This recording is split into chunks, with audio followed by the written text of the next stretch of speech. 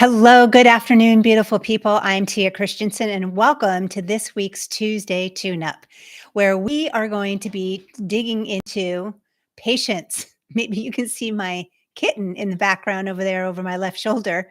And I have been exploring patience as this little being explores and digs in the plants and knocks them over and continually knocks over everything.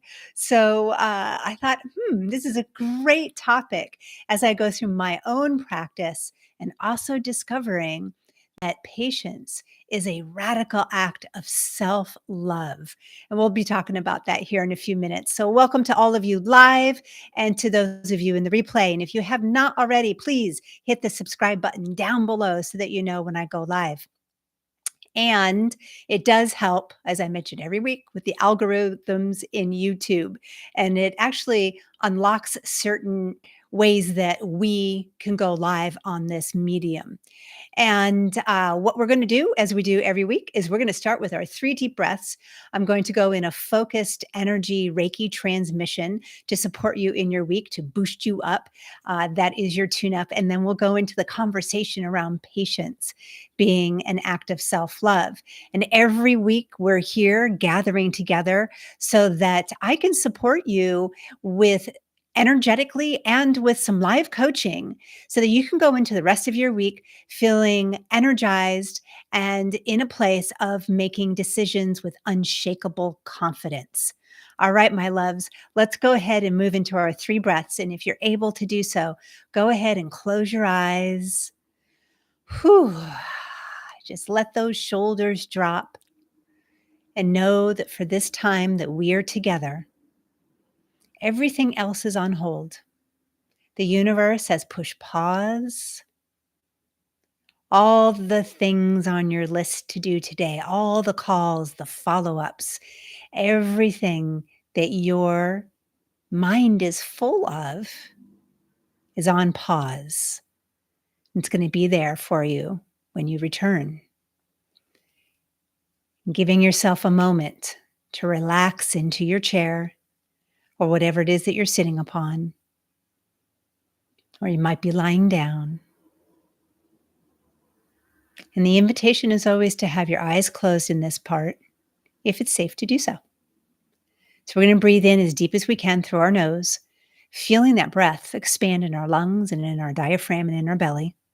We're going to hold that breath at the top for a moment, and then we'll exhale for a count of 4. And I'll guide you the whole way. So let's go ahead and breathe that first breath in together now as deep as we can through our nose. And holding at the top. And let's exhale for 4, 3, 2, and 1. Great job. Breathing in as deep as we can again. Holding at the top. And exhaling for 4, 3, 2, and 1. And let's breathe this third breath in together. One more time. And holding and exhaling for 4, 3, 2, and 1. Great job.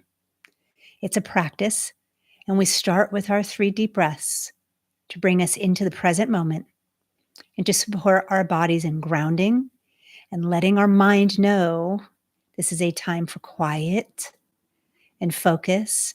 And you, my love, get to receive this breath, receive this energy. And as I tap into what wants to come through today and beaming this beautiful Reiki energy out to your crown chakras and your central channels, which supports all of the chakras along the body.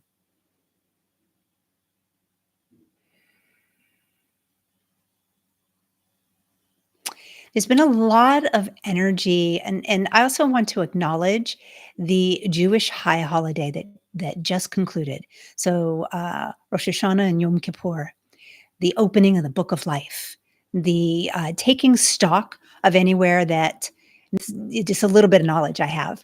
Taking stock of where we are and asking for forgiveness from anyone or from God, goddess, the divine, whatever you call our creator or how you think of creation, asking for forgiveness and even of ourselves, and recognizing that powerful energy for this last week and how it's also popping into um, today's transmission. And so the book was closed last night, and there was fasting and then celebration afterwards. And any of those of you who might be observant, if you have more information to share, please add it to the comments, because this is a very important time of year for millions of people all around the world. And interestingly, what has been coming through very strongly is Yeshua, and not a coincidence. Yeshua, Jesus the Christ, the energy of Christos, and the historical figure of Yeshua. And the historical figure of Yeshua before Yeshua joined with the Christos energy. And Jesus being the human person walking this planet as a Jew, as an Israelite in antiquity.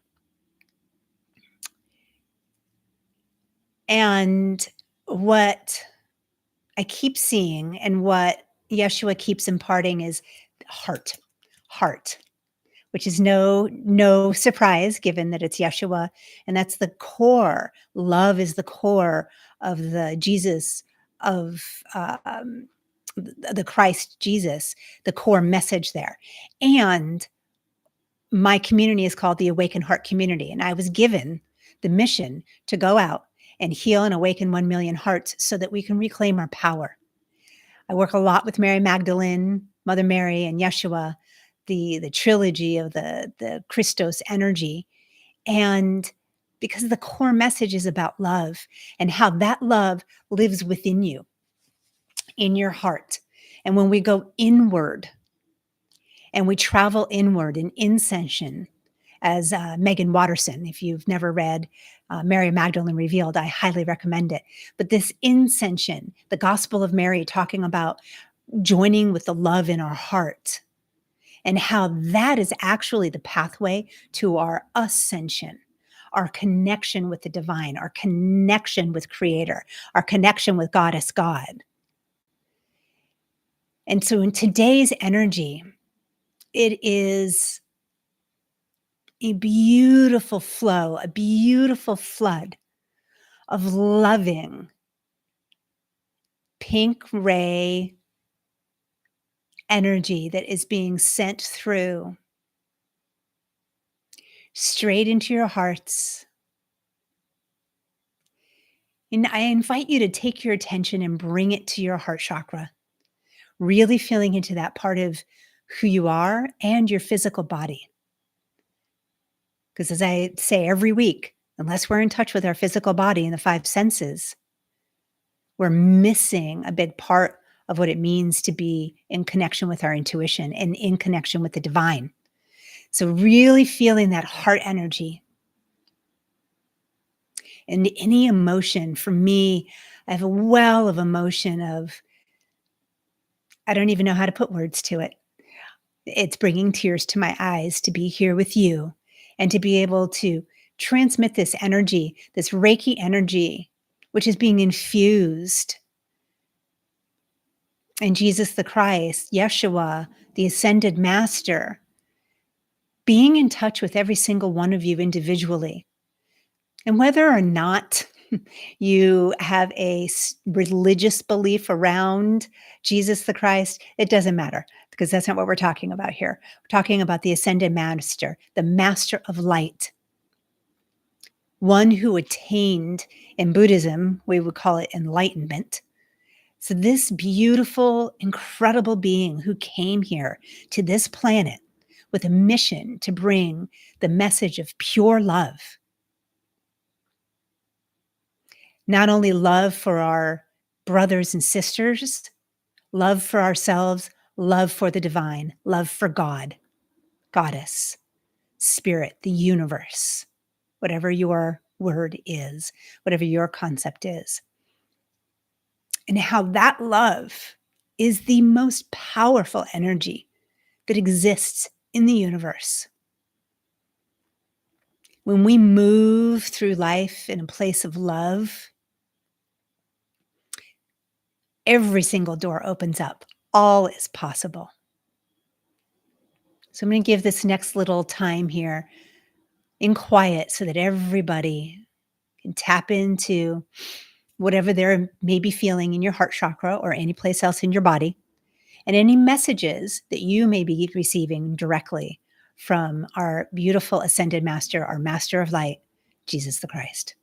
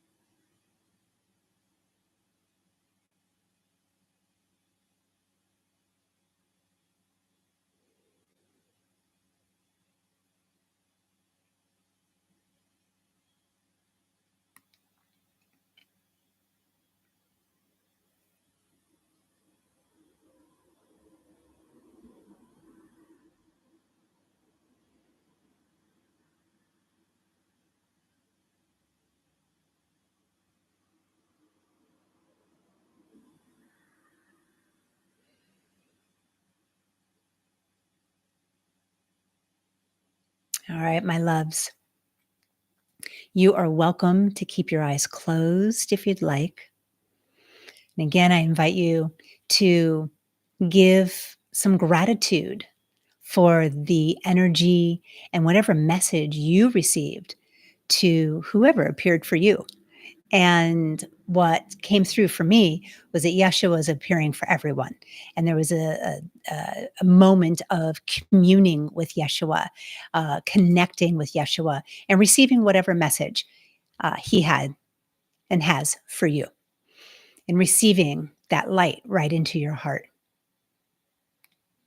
And I'm going to speak into patience. I welcome all comments. This is about being in community with one another, about being in open conversation. So please, if you have any questions or any shares that you'd like to make, pop them in the comment section down below. And even if you're catching this in the replay, I really invite you to join in. I love coming back and reading your comments and being in communication with you. So patience as an act of self-love, what does that even mean? I invite you to think about the times when you're in frustration.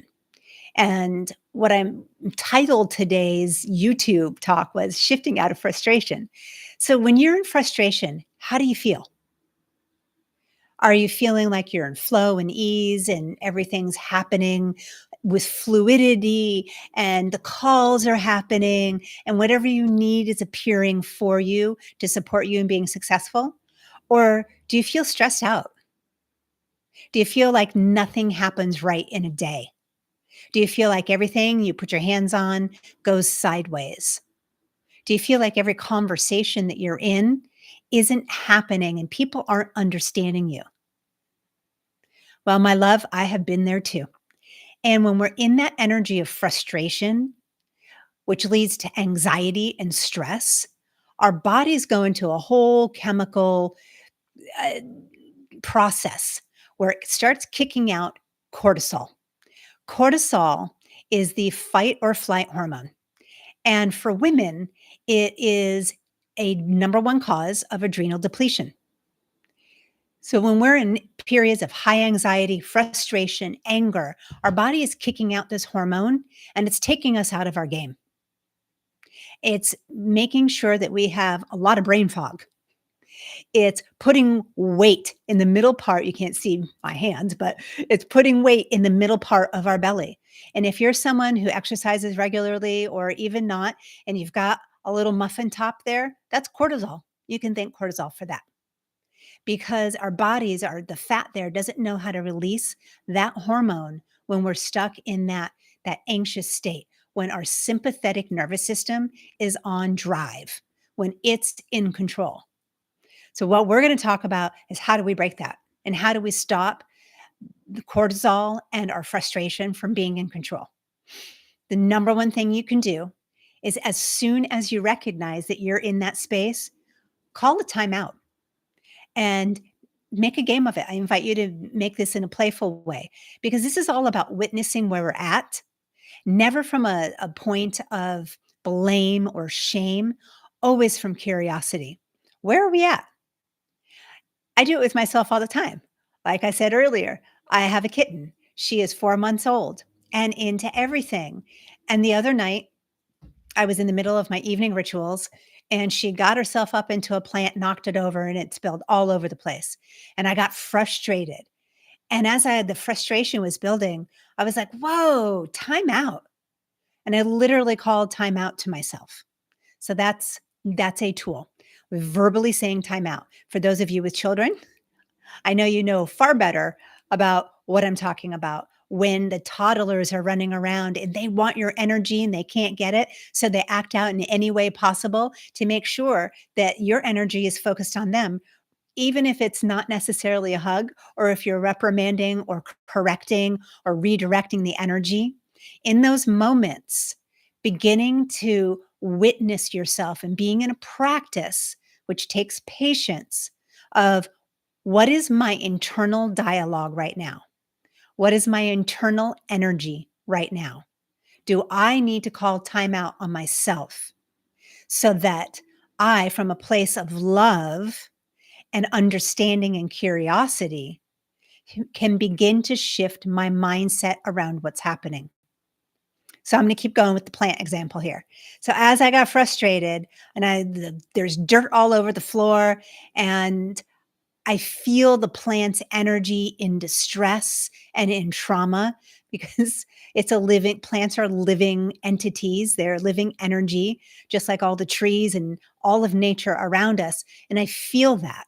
And so, because I'm very empathic, I get to also remind myself, hey, you're super empathic. So, right now, also what's feeding your frustration is the fact that you're feeling with this plant, this like, oh, this I've fallen and I'm hurt and I want some attention. And then I invite myself, okay, got it. Let's stay in the timeout mode. What other story am I creating about this situation? And when I use this word story, I don't mean as in something made up. I mean in what is my mind generating right now? What is my ego jumping in the middle of, and what is it creating as a message around what's happening?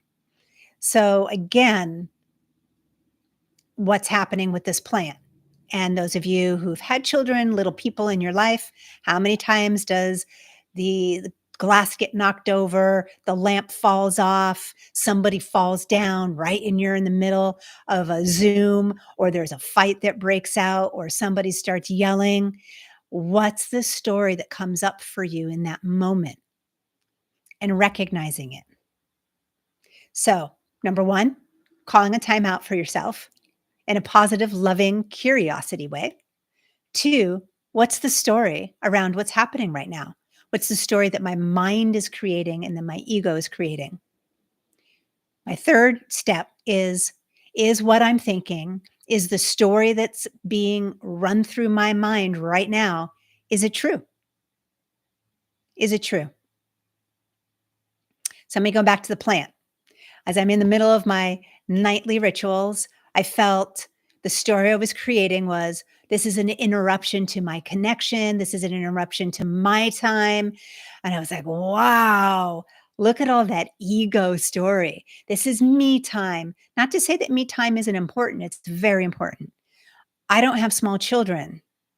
So my me time, I have quite a bit of me time during the course of the day, and I'm very careful in scheduling that in to my daily routine so that I can boost my energy and shift my mindset if it's necessary and get all the get tos done in a week so that I can show up powerfully for you and so that I can hold the light that I am meant to hold on this plane of existence, to be the lighthouse in my neighborhood, to shine brightly from this space and anchor the light in for my town and my region and my light.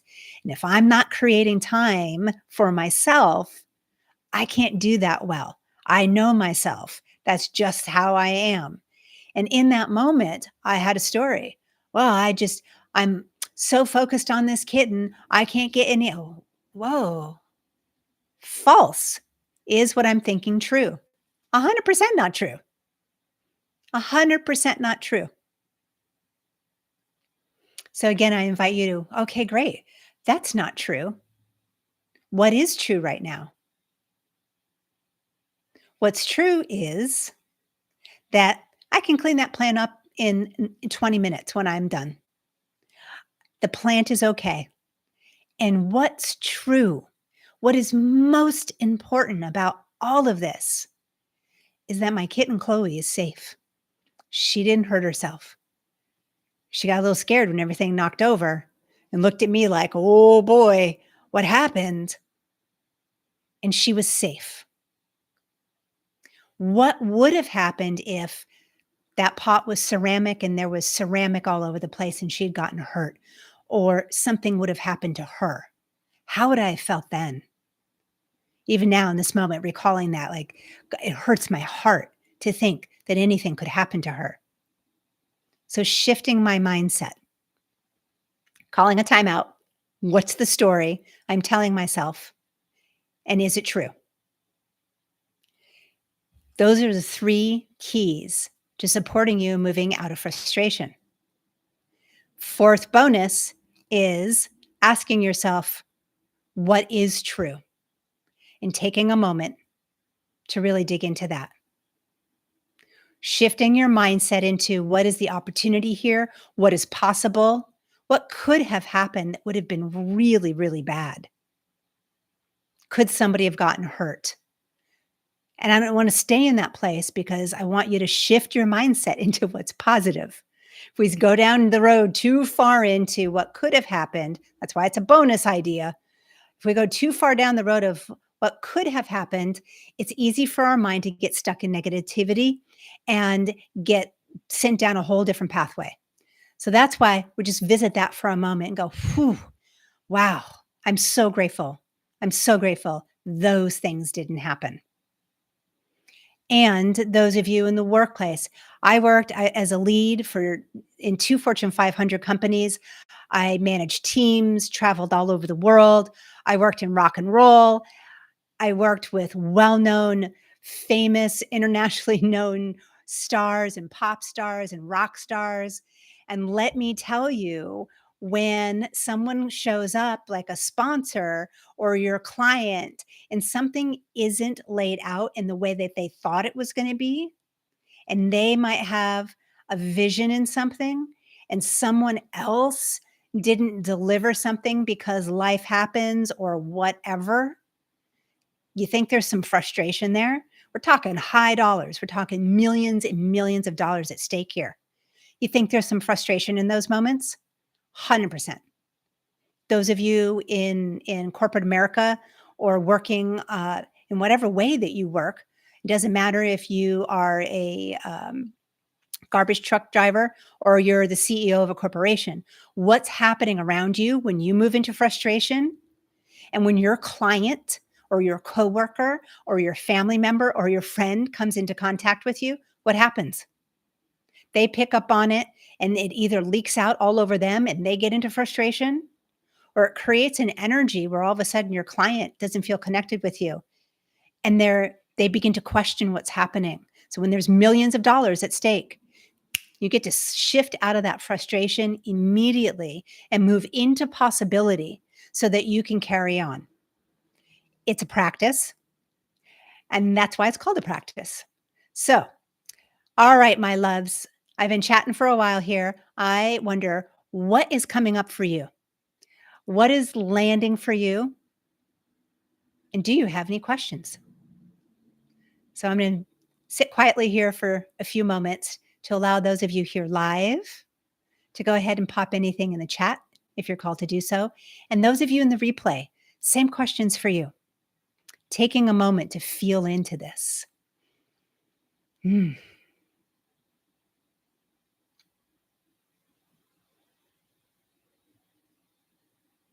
All right. And the 3 keys: time out with curiosity and love. Number 2, what's the story I'm telling myself? Again, from curiosity and love, from that place. Number 3, is that story true? And a bonus, just to explore but not get stuck in, is what could have happened? Could have happened that would have been really bad, so that you can be in gratitude that those things didn't occur. My kitten was safe. I can't tell you how many times I had a client show up, an artist, and something didn't go exactly in the way that we wanted it to from our pre-show conversations. A piece of set design didn't make it. It didn't exactly work the way we wanted it to. The special effect didn't get signed off by the fire marshal. Like countless times, little tiny things. And at the time they were big things. And I would have to go to my client or go to this artist who had a vision and say, here's what happened. And every single time I went to that client, that artist, I had a solution. Here's what happened. Here's the solution we put in place. Would you like to talk about it a little bit more? Or how does this sound to you? From a place of open-heartedness and possibility. Because coming to my client and coming to these people where there are millions and millions of dollars at stake, from that place builds trust and confidence in your ability to support them in their vision. And that builds a relationship, and you will always get the call back. Always get the call back, guaranteed. It goes back to what you put out there comes back to you threefold.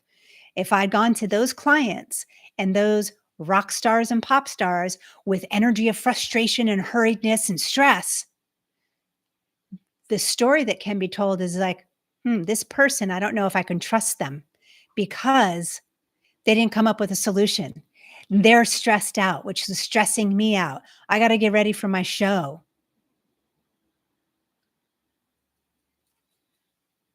So, any other questions? And if there aren't any right now, that's okay. If you have not already subscribed to this channel, please hit the subscribe button down below. And if you'd like to reach out to me directly, feel free to send me an email at tia@dreamsculptinginstitute.com. And all of my social media channels are in the description of this video. And if you know someone who's having a tough day, if you know someone that maybe is feeling some frustration, and you believe that this video will support them, I ask a favor. If you would please send them this link so that we can support them in creating a shift and providing the tools and boosting their energy so that they can feel that profound love that Yeshua was bringing in for us today, I would so appreciate it. And I know they would too. All right, my loves, I am wishing you a beautiful rest of your day. I am loving you passionately. And we'll see you here next week for next week's Tuesday Tune-Up. Mwah.